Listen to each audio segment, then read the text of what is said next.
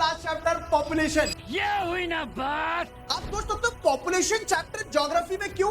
तो एक इंपॉर्टेंट चीज ध्यान रखना कि पूरी ज्योग्राफी ह्यूमन बींग्स के एब्सेंस में कुछ नहीं है। ये ज्योग्राफी एक स्टेज है, तो ह्यूमन बींग्स उस पर परफॉर्म करने वाले डांसर की तरह है। तो उस कंटेक्स्ट में चैप्टर में आपको पॉपुलेशन का size and distribution in numbers, in density, India में क्या स्टेटस है, वो सारा सब कुछ बताया गया है।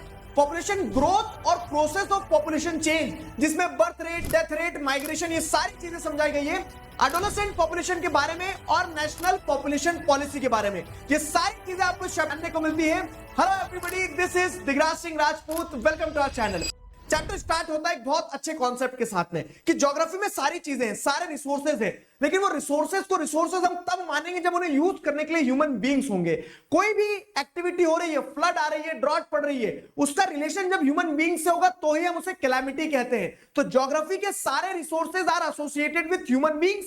Human beings plays a very important role in geography. Therefore human beings का डिस्ट्रीब्यूशन, उनका साइज, उनकी पॉपुलेशन को समझना बहुत इंपॉर्टेंट हो जाता है। Hence, this chapter is important. बात तो सही है। अब अगर हम बात करें पॉपुलेशन साइज एंड डिस्ट्रीब्यूशन की, तो इंडिया में पॉपुलेशन साइज और distribution in terms of number देखें अगर हम, तो एज ऑन मार्च 2011 हमें देखने को मिलता है कि कंट्री के अंदर 1210.6 मिलियन लोग रहते हैं, जो कि वर्ल्ड का 17.5% कंस्टिट्यूट करते हैं। इंटरेस्टिंग बात क्या है कि ये 3.28 मिलियन स्क्वायर किलोमीटर की जो अभी हमारी जमीन है, जो कि वर्ल्ड का मात्र 2.4% है, उसके ऊपर वर्ल्ड की 17% पॉपुलेशन यानी कि 1.21 बिलियन लोग रह रहे होते हैं। अरे बाप रे, ये अब अगर आप इसमें भी देखोगे तो ये पॉपुलेशन अनइवनली डिस्ट्रीब्यूटेड है। कैसे? जैसे एक स्टेट जो है हमारा उत्तर प्रदेश, वहां पे 199 मिलियन लोग रह रहे हैं, और सिमिलरली आप देखेंगे कि हिमालयन स्टेट्स में से एक स्टेट है सिक्किम, जहां मात्र 6 लाख लोग, 0.6 मिलियन लोग रहते हैं। सिमिलरली लक्षद्वीप आइलैंड पे तो 64,000 लोग के आसपास ही लोग रहते हैं। यह अनइवन डिस्ट्रीब्यूशन इतना अनइवन है कि आपको कंट्री के अंदर देखने को मिलता है कि कंट्री की हाफ से ज्यादा पॉपुलेशन 5 स्टेट्स में है: उत्तर प्रदेश, बिहार, महाराष्ट्र, आंध्र प्रदेश और वेस्ट बंगाल। सिमिलरली जो कंट्री का लार्जेस्ट स्टेट है राजस्थान, वहां पे आपको देखने को मिलता है कि 5.5% पॉपुलेशन ही रहती है। यह अनइवन डिस्ट्रीब्यूशन का कारण एक ही है, रिसोर्सेज का अनइवन डिस्ट्रीब्यूशन। इस जनसंख्या के बारे में पूरी जानकारी जो हमें पता लगती है, वो एक पीरियोडिक सर्वे के थ्रू लगती है, जिसे हम सेंसस कहते हैं, जो हर 10 साल में होता है। इंडिया के पॉपुलेशन डिस्ट्रीब्यूशन को आप पॉपुलेशन डिस्ट्रीब्यूशन बाय डेंसिटी से और बेहतर समझ सकते हैं। सिंपल सी चीज है कि number of people living in per unit area, एक यूनिट एरिया में कितने लोग रह रहे हैं। तो यहां आपको एक लॉजिक लगाना होगा कि कंट्री का टोटल एरिया और टोटल पॉपुलेशन है, उससे आपको कंट्री के टोटल पॉपुलेशन डेंसिटी पता चल जाएगी, जो कि है 382। अब अगर आगे बढ़े यहां से, तो हमें एक चीज समझ में आती है कि ये पॉपुलेशन डेंसिटी भी एरिया टू एरिया वेरी करती है। एक मैप देखिए, इस मैप में आपको देखने को मिलता है कि कंट्री का most populated state in terms of density अगर देखा जाए तो वो बिहार है। छोटा एरिया, उसमें बहुत पॉपुलेशन, तो बिहार में पर स्क्वायर किलोमीटर एरिया में 1102 पीपल रहते हैं। सिमिलरली आप अरुणाचल प्रदेश जैसे कि स्टेट को देखेंगे, तो जहां पे पॉपुलेशन डेंसिटी पर स्क्वायर किलोमीटर एरिया में मात्र 17 है। इसे अगर आप इसी मैप पे देखेंगे तो कुछ स्टेट जहां पॉपुलेशन डेंसिटी 250 से भी कम है।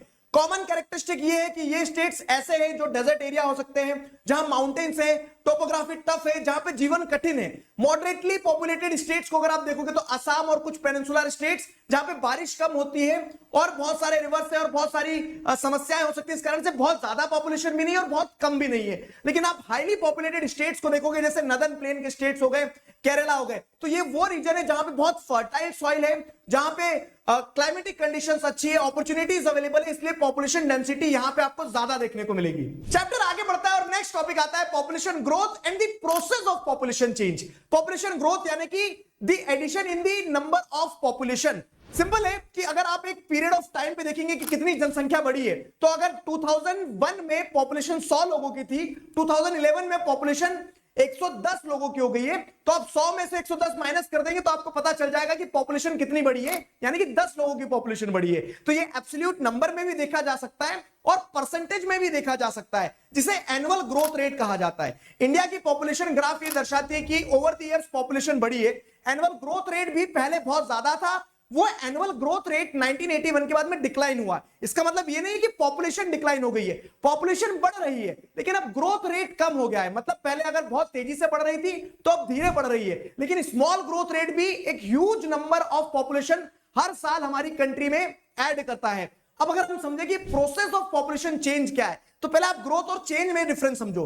पॉपुलेशन ग्रोथ मतलब पॉपुलेशन का बढ़ना, और पॉपुलेशन चेंज यानी कि उसमें कॉम्पोजिशन की भी बात आती है कि लोग कहां रह रहे हैं। ऐसा है कि लोग गांव छोड़ के शहर की तरफ आ गए, तो पॉपुलेशन चेंज वाले फैक्टर में माइग्रेशन भी एक इंपॉर्टेंट एस्पेक्ट है। प्रोसेस ऑफ पॉपुलेशन ग्रोथ में 3 कंपोनेंट है। पहला है बर्थ रेट। बर्थ रेट यानी कि the number of live births per 1000 person.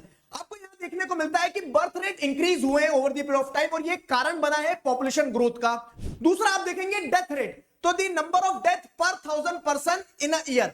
इसमें आपको देखने को मिलता है कि बर्थ रेट हमारे बड़े हैं और हमने डेथ रेट को डिक्लाइन कर लिया है। क्यों? क्योंकि हेल्थ फैसिलिटीज इंप्रूव हुई है, और अब डेथ रेट कम है, बर्थ रेट ज्यादा है। इसका मतलब क्या? पॉपुलेशन बढ़ना तय है। मेरा कभी भी मतलब ये नहीं है कि लोगों को मार दो। इनफैक्ट आपको ये देखने को मिलता है कि पहले क्या है, बर्थ रेट ज्यादा थे और डेथ रेट भी होती थी, तो पॉपुलेशन बढ़ नहीं रहे थे। लेकिन फिर हमने ये देखा कि बर्थ रेट ज्यादा हो गए और डेथ रेट में डिक्लाइन हुआ, तो उससे पॉपुलेशन ग्रोथ रेट में एकदम से तेजी आई थी। फिर उसके बाद में 1981 के बाद में बर्थ रेट भी थोड़े से कम हुए। अब 15, 20, 25 बच्चे लोग नहीं पैदा करते ना।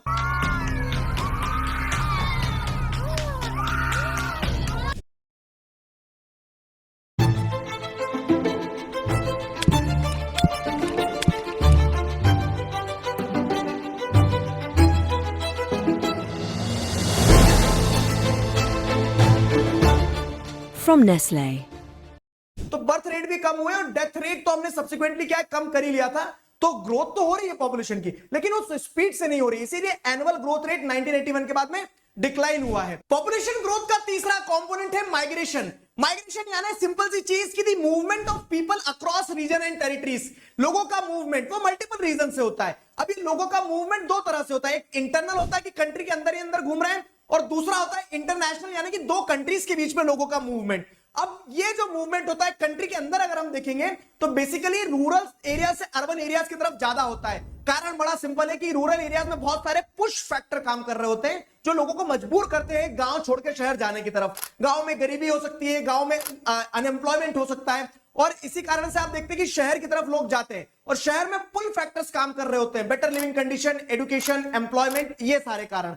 अब आप देखेंगे तो माइग्रेशन जो है ये पॉपुलेशन चेंज का एक बहुत इंपॉर्टेंट कंपोनेंट है। ग्रोथ के साथ साथ चेंज का। हो सकता है ग्रोथ ना भी हो कि यही लोग यहां से उठ के यहां आ गए, लेकिन उससे पॉपुलेशन कॉम्पोजिशन चेंज हो गया, शहरों में पॉपुलेशन बढ़ गई है। जैसे फॉर एग्जांपल एक समय पे अराउंड 17% पॉपुलेशन ही शहरों में रहा करती थी 1951 में, लेकिन अब शहर में 31.80 पॉपुलेशन रह रही है, और साथ ही साथ आपको मिलियन प्लस सिटीज के नंबर भी बढ़ते देखने को मिले सिर्फ एक दशक में। 2001 में 35 मिलियन प्लस सिटीज हुआ करती थी, मतलब ऐसी सिटीज जिसमें पॉपुलेशन मिलियन से ज्यादा है, 10 लाख से ज्यादा, और वही 2011 में ये मिलियन प्लस सिटीज अब 53 हो गई है। चैप्टर आगे बढ़ता है और अगला टॉपिक आता है एडोलेसेंट पॉपुलेशन का। एडोलेसेंट पॉपुलेशन यानी कि क्या? जो 10 साल से 19 साल के बीच की पॉपुलेशन, यानी कि आप सब।